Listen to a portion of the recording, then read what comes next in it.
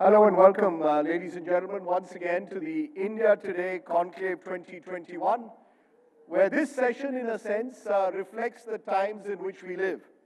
The end of history, rethinking superpower in the 21st century. We live in a time like no other. A global pandemic, a US withdrawal from Afghanistan, the rise of China. The world order is being reshaped. Few people have been able to gaze and predict the future with as much original and often accurate perspective as our stellar guest this evening. Please welcome from the United States, Thomas Friedman, multiple Pulitzer Prize winner, author, columnist with the New York Times. Thanks very much, Tom Friedman, for joining me here on the India Today Conclave. In 2005, Mr. Friedman, you wrote a seminal book, The World is Flat. 16 years later, if I were to ask you to write a book on the world as it stands today in these pandemic times, how would you describe the world? Well, first of all, it's great to be back with you for the India Today Conclave. Rajdeep, thank you. Well, I would not be able to do it in one phrase. One thing I would say is that it's flatter than ever. I'm sitting in Palo Alto, California, and I'm having a low latency dialogue with you all the way over in India. And I think even when I wrote The World is Flat, I didn't quite imagine this. But, you know, how would I maybe describe it? I think that I would use 5 different adjectives this time, Rajdeep. I would say, first of all, the world is really fast. The pace of change just keeps on accelerating as this ecosystem of microchips, bandwidth, sensors, software, machine learning just keeps cycling faster and faster. So the world is getting fast. Second, I would say the world's getting fused. It's getting fused by both climate change. We're now all really experiencing the same kind of weather extremes, and being fused by telecommunications, the kind of thing we're doing right now. Third, the world's getting really deep. You may have noticed that we suddenly added the adjective deep to everything. You know, there's no global lexicographer who ordered that, but we suddenly intuited that, wow, that's not just a faith, that's a deep faith. That's not just normal medicine, that's deep medicine, that's toggling my DNA, and that has to do with the fact that technology is going and taking us to places that are so deep even government doesn't know where we are. It's getting radically open. With this little device here, everyone can be a publisher, a filmmaker, a paparazzi, an editor. The world is incredibly open for everyone to comment on. That has a wonderful upside, and it has some very dark downsides for what it means for establishing the truth. And lastly, it's getting really smart. That we have built machines now that are beyond anything our human brains have evolved. And so if you ask me what the big trends are shaping the world, it's this notion of getting fast, fused, deep, open, and smart all at the same time, and the economic and the political and the geopolitical ramifications of that. I'll come to the geopolitics a little later, Thomas Friedman, but let me, in a way, try and contest what you said. You seem to suggest that, you know, in a very positive way, the glass half full, you say the world is still flat. What if I said that the pandemic, in a way, has shown that the world is actually now more divided, both within and outside? The pandemic has affected us all, but very differently. More unequal, therefore, in terms of opportunities, access to basic facilities, be it healthcare or education. In a country like India, I see that the digital divide only gets accentuated depending on where you live and your income levels. In the United States, we've seen people outside food ration shops, you know, the kind of scenes that we'd never thought we'd see in the United States. So I'm just wondering, actually, has the pandemic shown us up to be a grossly unequal society where opportunities are very different and access to seemingly basic facilities like healthcare and indeed education depend on income levels squarely? Well, that's a perfectly a good question. It has nothing to do with my book, though, because when I said flat, when I used the term flat, it was not a synonym for equal. When I wrote The World is Flat, it was that we had created basically a telecommunications platform on which more people in more places could compete, connect, and collaborate on more things for less money in more ways on more days than ever before. That was how I used the term flat, but it was not in any way to suggest that things would be equal. In some ways, it made the world more unequal. In some ways, less equal. But it all depends what you do with that platform. But it has nothing to do with the end of inequality in the world or different courses that countries would take. It's all about what you do with that platform. And what the pandemic, really, shows us, obviously, is that it does what you said. It exposes inequalities around the world, brings them into stark relief. It was like a giant global stress test, but it had nothing to do with the thesis I was arguing before, which was really a technological argument. That my view has always been, people say, I'm a technological determinist. I say, well, yes, I am in this sense that I believe if people have the technology, that I can sit in Palo Alto in Silicon Valley and connect to an audience in India, that they will use that technology. Whether we will use it to promote healthy ideas, consensus, or hate and venom, that's a whole nother question. I'm not a determinist about that at all. And so that's all about what values you bring to this platform. Right. Because the sense of being a superpower for the longest time was defined by military mind. Then it became about technology and whether a society had the technological power to become a superpower. The pandemic, Thomas Friedman has suggested that even some of the most powerful countries in the world, including where you are, the United States, you had more than 500,000 deaths due to COVID and counting. Has it revealed the limitations, in a sense, of the superpower power?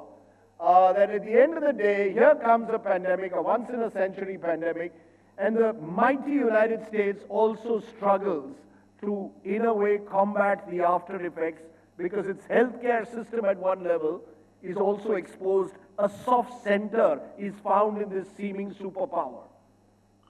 Well, it's a good question, and the way I would say, I think what it exposed is not only the weakness of the United States, and we didn't respond well, but actually the power of Mother Nature.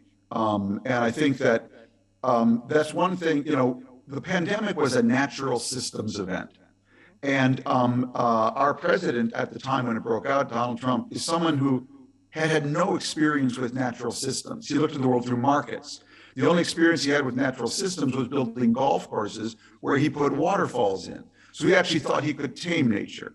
And what the pandemic taught him and anyone else who didn't understand this is that Mother Nature is just chemistry, biology, and physics. That's all she is.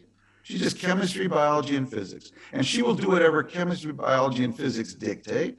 And she always bats last, to put it in cricket terms, and she always bats 1,000. So do not mess with Mother Nature. Now, the pandemic, the COVID-19, the coronavirus, was one of the many fastballs that Mother Nature throws at us to sort out who is the fittest, who will get their DNA into the next generation. She's quite brutal about this. And when she throws a kind of virus like this at humans, she basically asks three questions. The question one is, do you respect my virus? Do you respect my virus? And if you don't respect it, I will hurt you or someone you love. Second, she asks, are you coordinated in your response to my virus? Because if you're not coordinated, because I, Mother Nature, evolved this virus over millennia to find any crack in your immune system. So are you coordinated in your response? And lastly, she asks, in your response, is your response built around chemistry, biology, and physics, or an election campaign and an ideology? Because if it's built around an election campaign and an ideology, not chemistry, biology, and physics, I will hurt you or someone you love. Now, what the pandemic exposed in America was a significant portion of the country did not want to respond in a coordinated way and did not want to respond with chemistry, biology, and physics, but with ideology and a political election calendar. And when you do that with another superpower, maybe you'll get away with it. When you do that with the mother of all superpowers, Mother Nature, well, she's just chemistry, biology, and physics, baby, and she will make you pay. I love that. Mother Nature is the mother of all superpowers, because for the longest time, we thought it was about military might, as I said. Then, for a while, we thought if you had the economic power, you became a superpower. Then I said it was about technology. In a way, has this forced us to sort of relook at the seeming models that existed? Because look at Europe, Thomas Friedman spends on an average 11% of their GDP on healthcare, and then look at sub-Saharan Africa, or indeed South Asia and even India, where we spend a fraction of that. So I'm just wondering whether the definitions of superpower also need to change, as you say, as Mother Nature is found as the mother of all powers, that the Human Development Index, in a sense, is going to define a country's power perhaps much more now than ever before. Well, there's no question that the age we're going into, resilience, let me put it this way. I tend to look at the world through the prism of natural systems. So in natural systems, when the climate changes, who thrives and who doesn't? In natural systems, the ecosystems that produce complex adaptive networks, where all the elements of the network, all the elements of the ecosystem network together to enhance their resilience and propulsion, ability to grow and move forward. Well, I think it's true with also human systems. We're in the middle of 3 climate changes in what once. We're in the middle of change of the climate. We're in the middle of change of the climate of technology right now. And we're in the middle of the change of the climate of globalization. You and I are demonstrating that right now, okay? We're going through 3 climate changes at once. And to me, the countries, the communities, the companies that will thrive when the climate changes are those that produce what I call complex adaptive coalitions, where all the elements of the political or social ecosystem work together to maximize their resilience and propulsion. And those that don't, Mother Nature will have her way with them. And she has no problem dealing with her bad biological experiments by returning them to the manufacturer.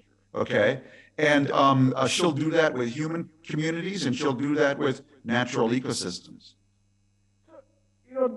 Your big thesis on globalization, as you expressed in The World is Flat, do you believe now that because of the pandemic, will the world be more interconnected in a way, or will societies sort of will withdraw inwards, will look within, and first settle problems in the neighborhood before they look at settling problems a million miles away? Is that the way you see the world in the next decade in particular? A very good question, and the answer is yes. That is, it's going to be both. So what the pandemic is doing is forcing companies, including India Today, to dramatically digitize their systems in 1 year that they would have done 10 years. Like this conversation we're having, Roger, this probably would have happened without a pandemic 5 years from now. You never would have thought of us doing this. I'm in a hotel room in Palo Alto, okay? So the pandemic has dramatically accelerated digitization. I was walking, I work out of the Washington Bureau of the New York Times. I happened to bump into our editor, Washington editor on the street outside of my favorite Indian restaurant, actually, in DC. And we bumped into each other, and she said, "Tom, I'm sorry, I'm in a hurry. I have to go home and get back to work." I said, "What did you say?" She said, "I have to go home and get back to work." Okay, we were standing outside our office, which has been closed for basically 2 years. So that shows you what a mind shift that has happened. It's entered the language, our vocabulary. I have to go home and get back to work. So that's a product of the pandemic. But the pandemic also, as you say, has exposed these tensions. It's exposed gulfs. It's like Warren Buffett said, when the tide goes out, you see who's wearing a bathing suit and who isn't. And the pandemic was a tide like that. And it shows you who has a good healthcare system and who doesn't. Who has politics where people can collaborate and work together under stress and who doesn't. So it really exposed all of those things. It's not either or, but the world's going to get more digitized as a result of the pandemic, and as a result, more fused, and it's going to expose fissures wider and wider. Let's turn from there for a moment to geopolitics. Thomas Friedman, your views on what's been the other big story of 2021 globally, the US withdrawal from Afghanistan. leaving a country after 9/11 with a 20-year presence, military presence in the area. How do you see that exit from from Afghanistan? Because during his speech in the United Nations, the U.S. President Joe Biden said, "I'm now going to move from a world of relentless wars to a new era of relentless diplomacy." Is that how you see the world now, focusing much more on trade blocks than focusing on sort of fighting wars in different parts of the world? Well, there's no question that the whole post 9/11 war on terrorism, I think is over. I think they'll be treated much more as a police issue, intelligence issue than some kind of military intervention issue. The withdrawal from Afghanistan was as the president said himself, it was messy. There's no good way to lose a war, and that's what this was.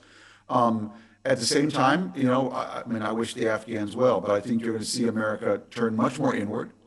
And to the extent that it's externally focused, it'll be focused on both the economic and geoeconomic competition with China, and not on wars of terrorism, unless, again, something happens tomorrow. So who can predict? But the general, what Biden did was enormously popular, I think, in America, getting out of Afghanistan. How he did it was another issue, and that was because Americans don't like to see a mess, and it was a mess. But I think that to the extent there is a focus, it will be on the geoeconomic competition with China. But the fact is that right now America is in a bad way.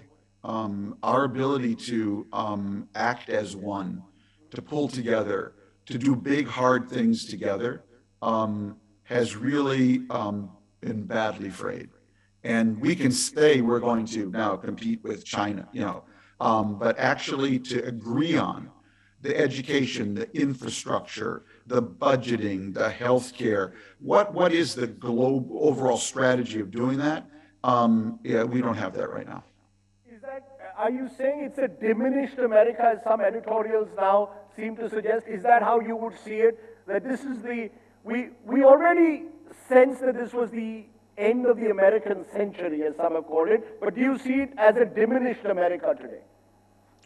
Well, the way I see it is, I did an interview with Anderson Cooper on CNN, I don't know, it was either right before or right after the election, and he asked me how I felt, largely. And I said, Anderson, I'm going to give you an answer as if English were my second language.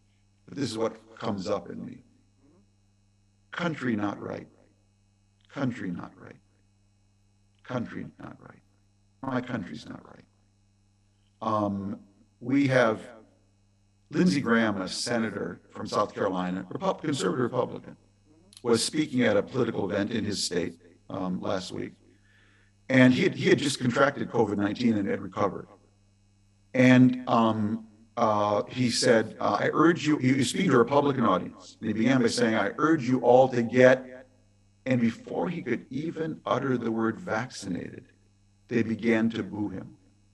And as he finished the sentence, they booed him even larger. We are in a grip of a kind of madness that I think is a product of cable television, social media, and political polarization. We are not just polarized in America today. We are hyperpolarized. And as a result, we're losing our cognitive immunity, our ability to sort out fact from fiction.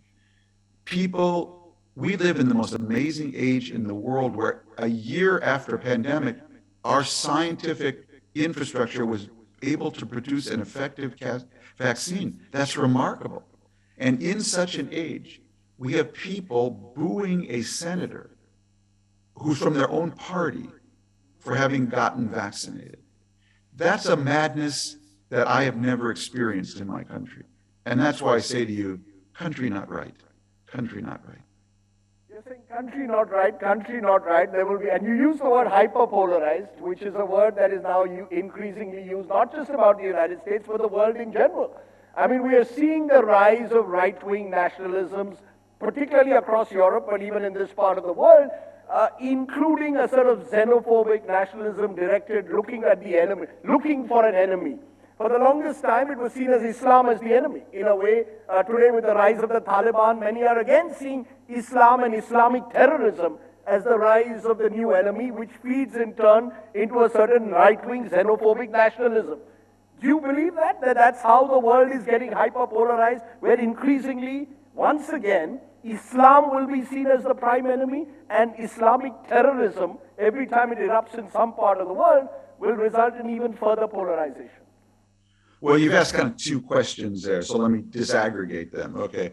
The first is why this polarization is happening, and I think speaking of America, I kind of see America as a boiling pot, and in the middle of the pot are the American people, and what's boiling them is actually goes back to what I said earlier: fast, fuse, deep, open, and smart. As we're going through a really destabilizing change in how we learn, how we earn, how we work, where we work.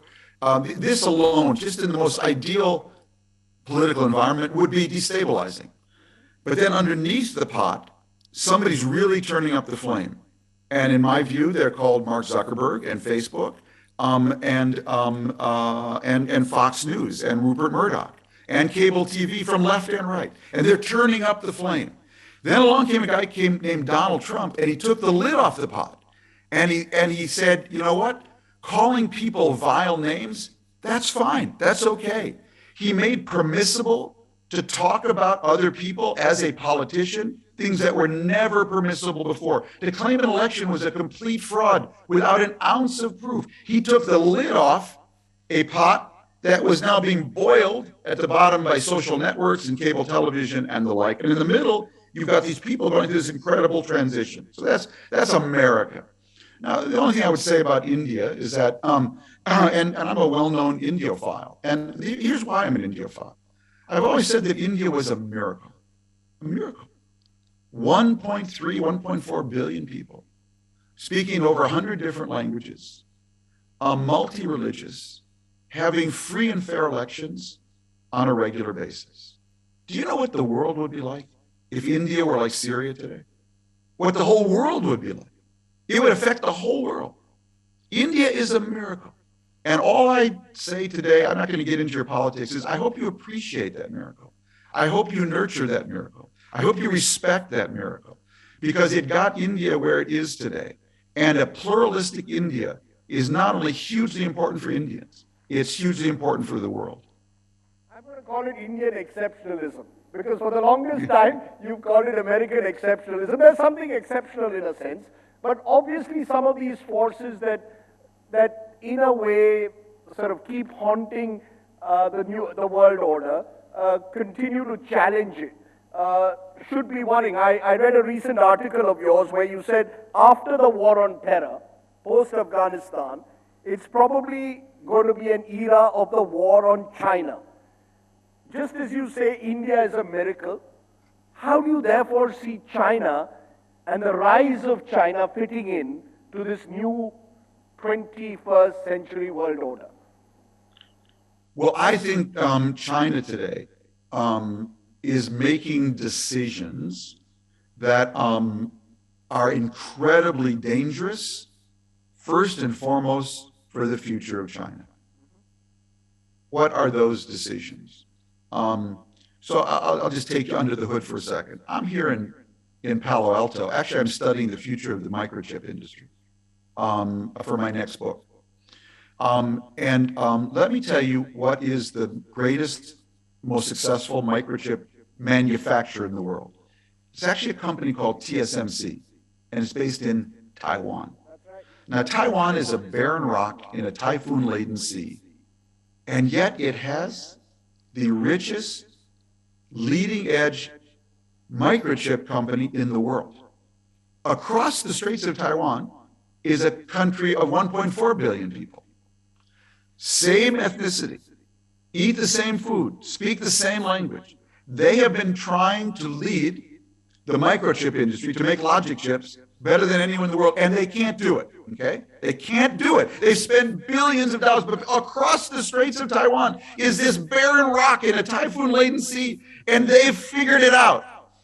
And if you want to know why China wants to invade Taiwan, 50% of it is to get a hold of TSMC. So what is TSMC's secret? They call it, I think, the TSMC way. They're the most collaborative company in the world. They collaborate and partner with everybody, and they bring together that ecosystem in Taiwan. Now, what is China doing? Okay, it is alienating through its wolf warrior diplomats and everyone, alienating everyone. Let's just look at Australia. Australia says, "Say, excuse me, Mr. China, could you tell us like how this pandemic started? Because it was a really bad thing for us." And they said, "You're asking that? Oh, okay. We're not buying your beef. We're not buying your wine. It's whoa, wait a minute. I just want to know where the pandemic started." Okay, so they are becoming the least collaborative country in the world. Then, inside what they're doing, imagine, Rajiv, if I told you in 2008, I picked up the New York Times and the front page story said that Steve Jobs has disappeared. Holy mackerel. Steve Jobs has disappeared. Well, the Steve Jobs of China, his name is Jack Ma, the founder of Alibaba, has basically disappeared.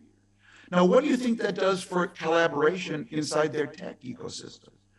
So both internally and externally, China, I would argue, is eroding the most important ingredient in a 21st century world and country, and that is the ability to collaborate with others, because no one can do this alone. And the example of TSMC in China, I think, is very, very stark. And if I were President Xi Jinping, I would be studying that. Are you therefore saying there are limits on the rise of China in a sense, limits on the Chinese expansionism because it is inherently a non-collaborative society, an authoritarian society, and therefore will never really be fully accepted or always will be seen suspiciously, especially in the post-pandemic world, and therefore there will be limits on China's power? Well, I wouldn't quite go that far. I would simply say it's I'm going to go back to my nature thing. In the middle of a climate change, and our world's going through multiple technological and natural climate changes, it is your ability to collaborate, to build complex adaptive coalitions, because when technology is changing this fast, nobody can own that. Why did Intel was our most famous company. One of our most famous companies in the world. Do you know, Intel went in the tank over the last 10 years, and you know why? Because they decided they were going to build their microchips from end to end without collaborating with others. And I tell you what China is doing today, internally and externally. Why did all those China came from nowhere and had created these amazing new tech companies, Baidu, Tencent, Alibaba, Meituan. And you know why? Because it looked like an authoritarian country from the outside, but inside the government said, hey, you guys in the tech industry, do whatever you want. It was actually the Wild West there. Just don't write an op-ed piece in India Today attacking the government, okay? Those are kind of the rules, all right? But do whatever you want inside. So they were like massively collaborating, working, starting, going really fast. And then one day the government woke up and said, whoa, you mean you want to give loans on Alibaba outside the government banking system? Bam. And suddenly Jack Ma disappears. It's sort of like the government discovered their tech industry suddenly and is squashing what enabled that tech industry to go so big so fast. And I don't know where that goes. I'm not in the prediction business. All I am in the business of is saying, here's what I see successful companies and countries doing, and I tell you, Mr. China, you are fighting that trend. So do you see that for the world in a way, forming these security strategic alliances, keeping China in mind, much as in the Cold War era, they were kept in mind, keeping the Soviets and the then USSR in mind? Do you see that happening? We're seeing it, for example, with the Quad. Do you see China being sort of encircled in a way because the world at the end of the day recognizes that China could be a threat? Well, I hope not, but I'll tell you why. Look, the era 1979 to 2019 was an epic in U.S.-China relations. It was an epic. And it was actually an epic that I call the epic of unconscious integration. If you were an American company, you wanted to do business in China, you could just do it without thinking about it, send your kid to school there. If you're a Chinese, you could do it, start a company in America, send your kid to school in America. And over those 40 years, America and China became the real one country, two systems. We were the real one country, two systems, not Hong Kong, okay? That integration drove two things. It drove a remarkable era of prosperity in which India participated as well. Millions of people came out of poverty in that 40-year epoch, and it drove a lot of global peace. There was no great power war that can really destabilize the world. So I have a certain affection for 4 decades that bring so many people out of poverty and bring so much world peace. We will miss it when it's gone. Now, why is it fraying? It's fraying for 2 reasons. 30 of those 40 years, Rajli, China sold us what I call shallow goods. Shallow goods, goods we wore on our back, on our feet, on our ankles, on our head, or solar panels we put on our roof. And when China sold us shallow goods, we said, we don't care whether you are authoritarian, libertarian, or vegetarian. We don't really care, okay? Because we're just buying your shallow goods. But what happened in the last 10 years are 2 things. One, China could make deep goods. That's what Huawei represents. Whoa, deep goods? You mean goods that go in? They had to buy our deep goods because they didn't have them, software and computers. Now they can make deep goods. And we're saying, wait a minute, you're Huawei? You mean you want that in my chatbot, in my bedroom, in my sidewalk, in my telecommunications? We don't have the trust relationship to buy your deep goods. That's what started the conflict with the United States. And second, Xi Jinping came in, and China today is so much more open than it was 40 years ago, but it's so more closed than it was 6 years ago. There was a real U-turn. And the combination of those 2 things has bred a mistrust in the U.S.-China relationship, which I do not celebrate. The world will miss it when it's gone, baby. You do not want to see that world of a breakdown between the U.S. and China. You will miss it when it's gone. So what do you see as the next big conflict? You know, for a long time, we were told there was going to be this civilizational conflict that would sort of tear apart the world. Then there was the economic conflict between the haves and the have-nots. How do you see now, in the 21st century, conflicts being reshaped in this post-pandemic world? What do you see as a primary conflict looking ahead? So that goes back to the book I wrote before The World is Flat, which was called Lexis and the Olive Tree. And that book was written right at the end of the Cold War in the late 90s, at a time when everyone was asking, what is the system? They were asking the question you're asking, Rosie. What is the system that will replace the Cold War system? And there were several theses put out. Frank Fukuyama said it will be the end of history, the triumph of free markets and free systems. That didn't work out.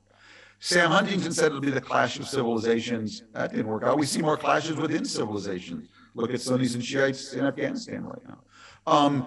The third was a guy named Robert Kaplan. He said it'll be the coming anarchy. Well, some, but not all. The fourth was an argument that I put out. And I said, basically, it's going to be an interaction between 2 things, the Lexis and the olive tree. The olive tree was my metaphor for all the things that provide sort of social solidarity, our quest for tribe, nation, family, sect, community, and those are our olive trees, these things that anchor us in the world, interacting with what's really new, this globalization system. And the story of the world politics will be the interaction between the 2. So sometimes Russia will seize Crimea, but Putin won't go to Kiev. Why won't he go to Kiev? Because the globalization system, suppresses that.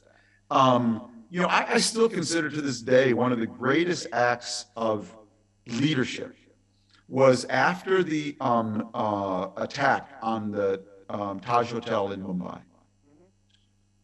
Prime Minister Manmohan Singh never really fully retaliated for that. It was an act of incredible restraint. By the way, he's one of my real heroes. I think he's one of the truly giant leaders of the last 50 years. And he was weighing all these things. He found a way to do something militarily more symbolic than otherwise. But you didn't do what we did, frankly. We went and invaded Afghanistan. He showed a lot of restraint. And that was partly this tension between the Lexus and the Altree and how it came out. And so that's how I see, that's the lens through which I look at world politics today. Very interesting, the way you're sort of describing how the world is evolving. If I were to look ahead to the three biggest challenges that you see over the next decade, climate change, the COP meeting takes place in Glasgow in a few weeks from now, and there's a general sense, particularly in this part of the world, that we still haven't understood just what that challenge would be. Is that one of the primary challenges? If I were to ask you one, two, three challenges, would it be climate change and a couple of others? What would be those three challenges? Well, the first obviously is climate change, because we're at a very dangerous moment now. That's what the last year of, we're not just seeing extreme weather, we're seeing hyper extreme weather. And we're seeing 100-year events every 3 years. And what that's telling us is, Mother Nature has a lot of absorptive capacity, ability to absorb, stresses and adapt. But what we're seeing is that her adaptive capacities now are being extinguished in a lot of areas. And what happens then is things flip. That as the Amazon can deal with a lot of different, less rain, more deforestation, less deforestation. But at a certain point, it reaches an extreme where it can't adapt anymore, and it just flips into a savanna. I always remember, Mother Nature doesn't need us. We need Mother Nature. So if the Amazon flips from a tropical rainforest to a savanna, she doesn't care. It's now I've got a nice savanna. Everyone who depends on the Amazon, all humans, as a carbon sink, it'll matter a lot. So we're at that real stress point. We've got another stress point, and that stress point is that we are in a pace of hyper acceleration of the pace of change. And that is really driving a lot of it. And we're in a third phase of hyper sort of connecting with one another. Let me summarize it. The book I'm working on today is a book about three things happening at the same time. We're living in a world today where for the first time machines are driving humans. That is, humans have designed machines that have greater brain power than their own evolutionary condition. We've never lived in that world before. Second, humans are driving nature. Whoa, we've never lived in a world where humans, any species, drove us from one climate era, the Holocene, into another one, the Anthropocene. And third, we're living in a world where we're becoming so intertwined, both through technology and migration, that we can hear each other whisper. We can hear each other whisper. You can hear me whispering from Palo Alto. And we're being pushed together, Rajdeep, faster than a lot of us can adapt to.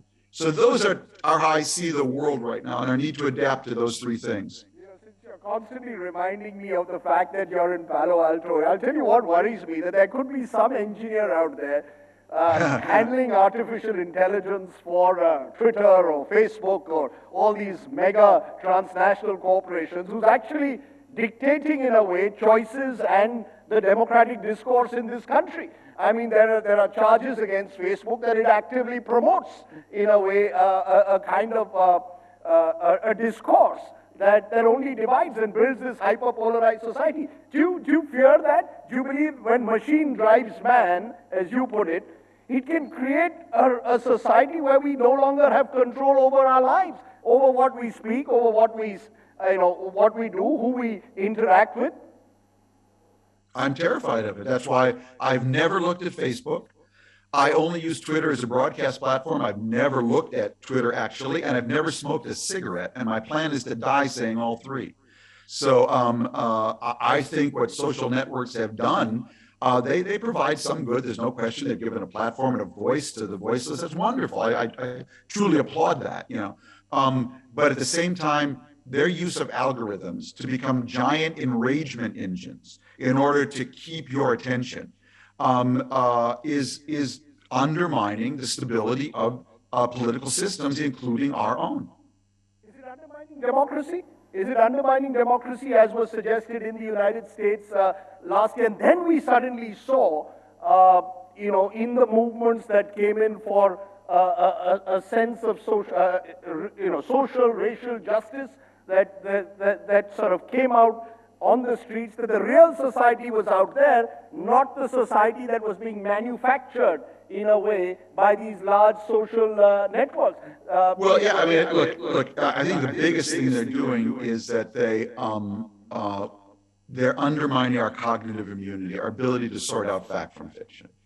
Look, I'll give you an example. We had a situation here. There's a American rapper named Nicki Minaj. And she put out, and it was on social networks, or it certainly spread there, but that she evidently was worried about getting vaccinated because her cousin's friend got vaccinated and he got swollen testicles as a result. Now, at what point in history would we ever be talking about Nicki Minaj's cousin's friend? But in a world of sort of social networks, that can be a subject now for everyone in the world to be discussing. Nicki Minaj's cousin's friend got swollen testicles in getting vaccinated, so maybe you shouldn't either. Now, there's no time in history before where we know about that person. But now through social networks, everyone knows about that person. And if you've got a 3 billion person platform, okay, and just 0.1% of the people on that platform decide not to get vaccinated because of that, you have a law of large numbers. But at the same time, as we've seen with the Black Lives Matter movement in the United States and other parts of the world, we've seen it in this part of the world also with the rise of movements from below. Do you see a more just, equal world emerging in the next decade, or do you believe the world will become more unequal, more divided? Thomas Friedman. I can't predict, and I wouldn't predict. It's all about, it goes back to your first question to me, Rosalie, which is about the world is flat in globalization. And when I wrote that book, I said, look, the globalization system, it's incredibly homogenizing. McDonald's on every corner. It's incredibly particularizing, though. Through Airbnb, I can now find a mama in India to teach me, Indian cooking, or how to make paratha. I mean, it's amazingly particular. And this woman can earn income on this platform. Okay, it's amazingly liberating. Anyone now can have a voice, and we heard all over the world, including Nicki Minaj's cousin's friend. And it's incredibly authoritarian. Okay, at the same time, it can just quash all of these views. It's all about what values and what leadership you bring to this system. It goes back to all the old-fashioned stuff. All the stuff you learned in Sunday school matters now more than ever. Starting with do unto others as you wish them to do unto you, okay? Because we live in a world now where more people can do unto more other people farther, faster, deeper, cheaper than ever before. So mom, dad, raise your kids well, instill good values. Leadership and values matter now more than ever. I think that's a great way, Thomas Friedman, to, in a sense, encapsulate a lot of what you've said. Plenty of takeaways, including the fact that Mother Nature is the mother of all superpowers, and looking into the future, nothing will matter more than values and true leadership.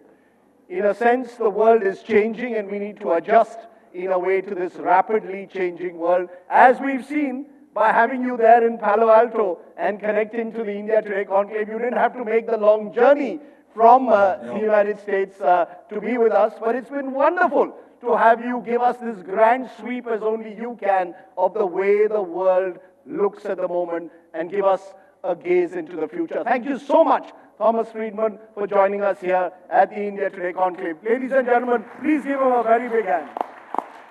Real pleasure. Thanks so much. Thank you.